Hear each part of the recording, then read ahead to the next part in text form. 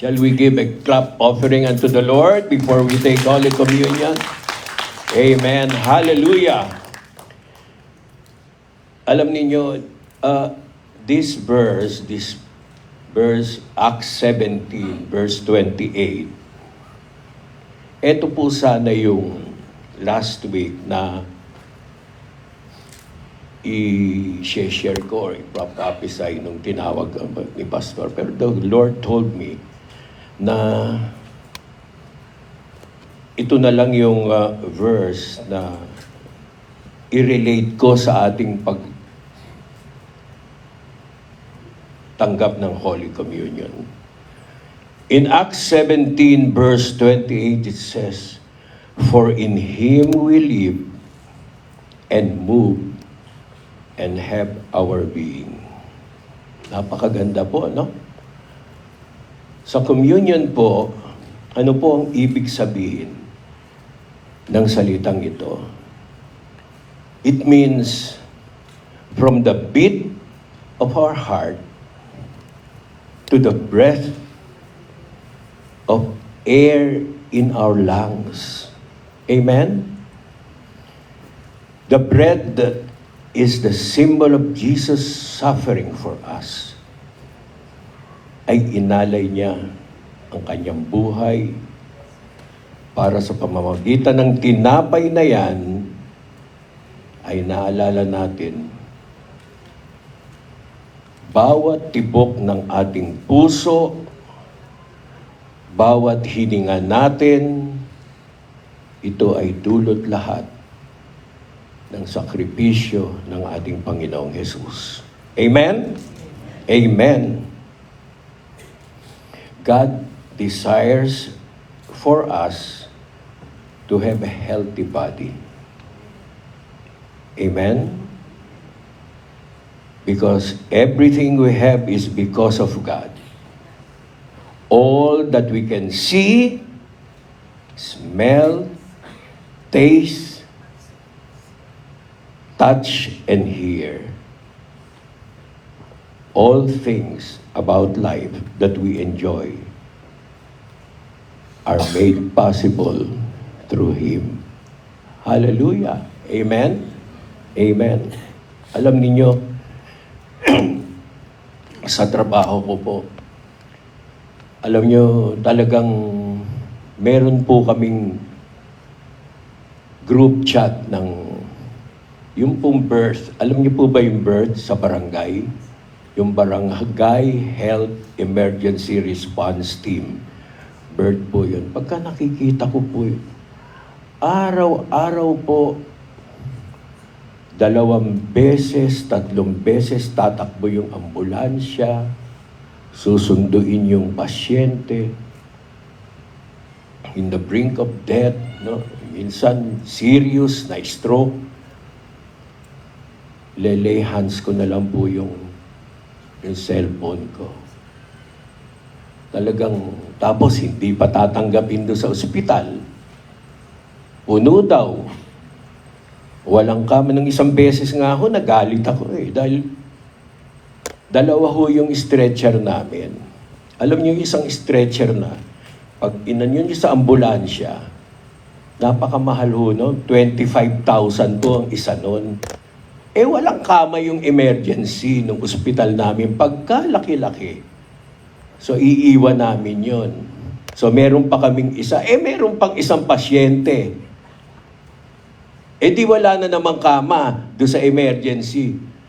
Wala na hong stretcher. Paano kung meron pang isang pasyente na isusugod namin sa ospital? Ang ginawa ko ho, tumingin ako sa Shopee. Tinignan ko sa Shopee. Meron akong nakitang stretcher dun sa Shopee na mas mura. Na? So sabi ko dun sa administrator namin, ito na lang ang iiwan mo at kunin mo yung mamahaling mga stretcher. Pinapinturahan ko nga po yun, property of Barangay Marilag. Nung minsan nandun daw sa 6th floor, ginawang kama yung kutsyon. Yun po ang mga nararanasan namin.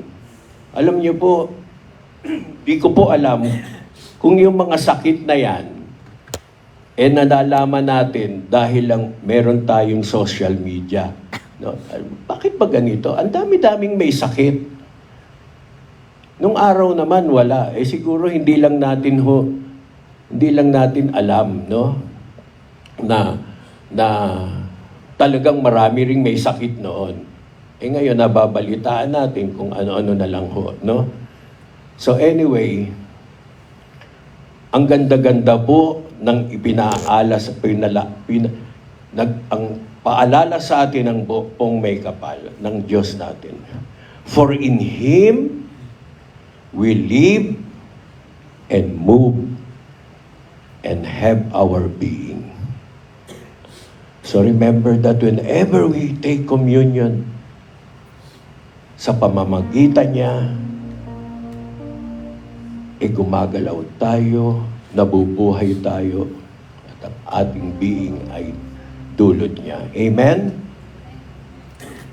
Labas po natin ang ating communion elements and we will take Holy Communion. Sabay-sabay po natin.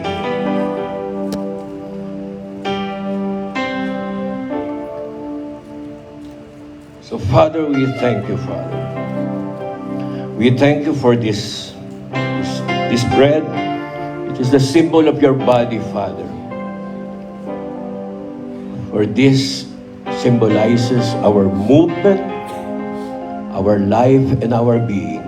Father, we thank you for your sacrifice, O Lord, for us. Let's take it.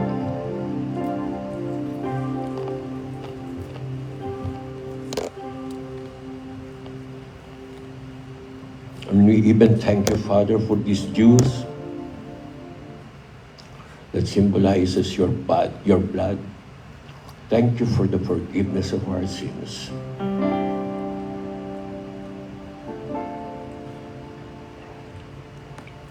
We thank you, Father, for this, I will call this, Father, an event, Lord God, na importante, Ama, sa mga ginagawa naming gawain ito. Father, we thank you that you are always reminding us to take Holy Communion. In Jesus' name, Amen.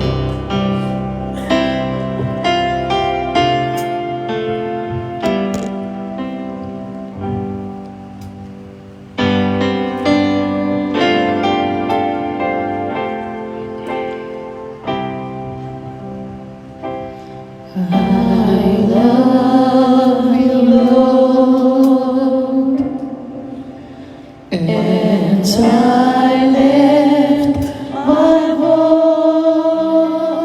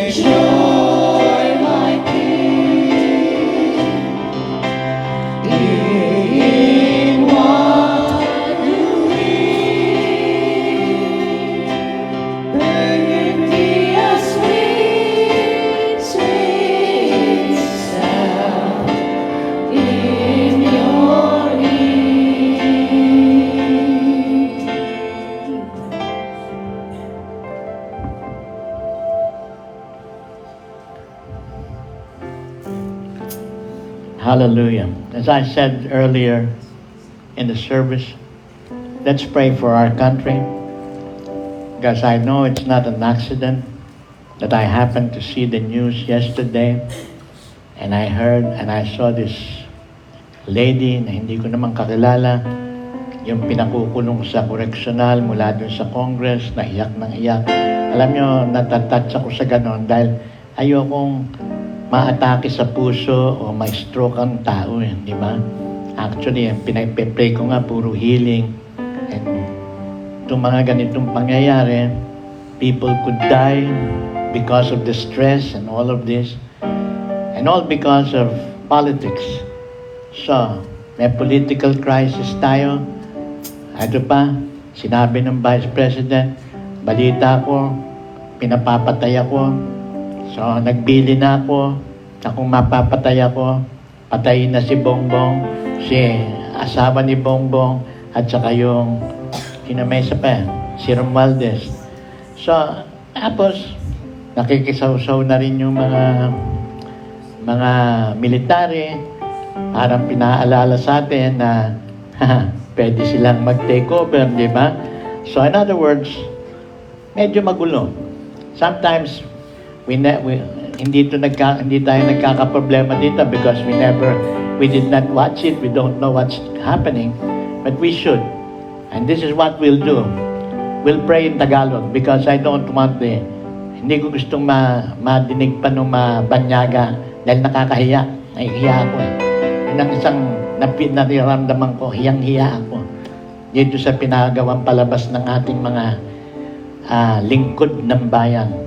Hindi sila lahat gumaya kay Pastor Mati Perez na good service ang lahat ng nasa barangay niya. Because that's all he does. That's to serve the public. So let's pray. Ama, sa pangalan ni Jesus, tinataas po namin ang aming bansa. Tinataas namin ang mga nagkakaaway-away na dating magkakasama dahil sa politika, dito sa mga bantang magpatayan sila. At gusto ko rin itaas yung babaeng gusto nilang dalhin sa correctional na masyadong nai-stress. Nakikita ko talagang iyak na iyak siya and all of that, Lord. Please don't let her have a stroke or a heart attack. Don't let anyone of them suffer from a stroke or a heart attack. Sa pangalan ni Jesus, ayusin niyo po ang kanilang gusot. Pagkasundo-sunduin niyo sila. And according to your promise, as we come before you, the people who are called by your name, and we plead for our country and lift up our country and all these warring politicians that we have, you promised that as we turn away from our sins, you will forgive us and you will heal our land. And we claim this healing of our land in Jesus' name. And everybody said, Amen, Amen, Amen, Amen. And now, extend your hands to my hand as I release unto you the priestly blessing. The Lord bless you and keep you. The Lord make His face shine upon you and be gracious to you. The Lord lift His countenance to you and give you His peace. And may the peace of Christ, which surpasses all understanding, the shalom of the Lord God Adonai, be upon you to overflowing in the name of Yeshua HaMashiach, Jesus Christ our Lord. Amen, amen, and amen. You are blessed. See you next week. Next week, kita-kits na naman.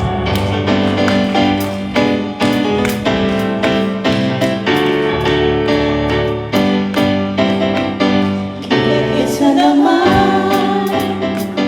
Magpupuri sa Diyos. Kita-kits na naman.